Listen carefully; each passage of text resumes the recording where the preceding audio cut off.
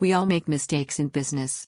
The important issue is that we learn from them and apply the lessons in both our online and offline business activities. One of my most costly mistakes happened about 12 years ago in the offline business world.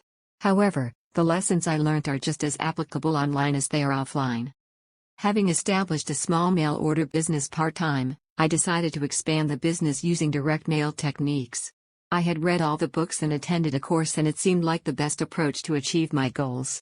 After approaching various mailing list providers, I decided I had found the perfect list to reach my target market. Pricing was obtained from the list owner, and he was happy to provide me with small quantities of names initially so that I could test his list. These tests were successful enough for me to decide to undertake 2 large mail campaigns, one after the other. I was very confident that I would be receiving countless orders and soon leaving my full-time job. Disaster struck with the first mailing, and the second mailing was too far progressed to stop. The initial sign was a significant increase in the dead letter rate. Then the quantity of orders was less than half what I expected. The second mailing had similar results. I was significantly out of pocket, and I had to stay in my full-time job to repay the debts I had created.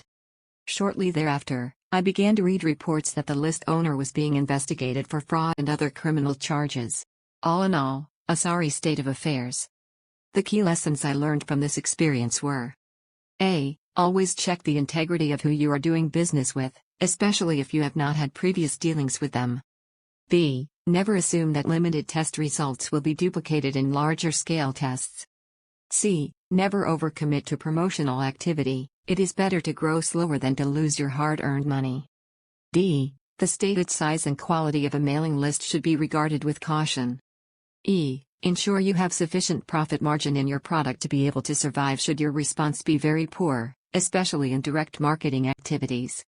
Today, the lessons I learned are applied to my online business activities in the following ways. Solo mailings to lists of newsletter subscribers are done with caution. Some list owners will inflate their subscriber numbers to encourage advertisers to use their services. The first thing I do is subscribe to the newsletter to see the quality of content and what others are advertising via solo ads.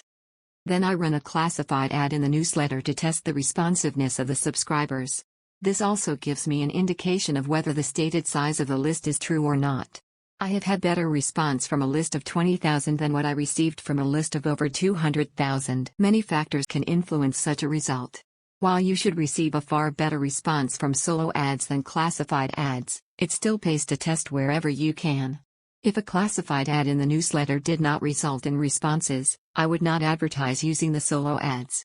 However, I might test a few different classified ads to see if the initial results were correct before moving on to other possibilities. It is worthwhile to do the numbers before spending on advertising. While many marketing experts talk about the lifetime value of a customer concept, those whose business activities center on promoting the products of affiliate programs should regard this with caution. Instead, determine how many must be sold so that the commission you receive will cover the cost of your advertising. The higher the percentage response to your offer you need to cover your advertising cost, the greater the chance you will make a loss. Do not rely on industry statistics or averages to make your decisions. Keep careful records of your activities so you know what works, what is to be avoided, and what to expect from future promotional activities.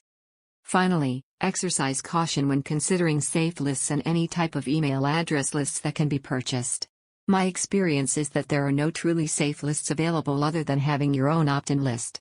Any form of bulk email to people who have not agreed to receive your message will damage your business reputation and your prospects of making a decent living on the internet.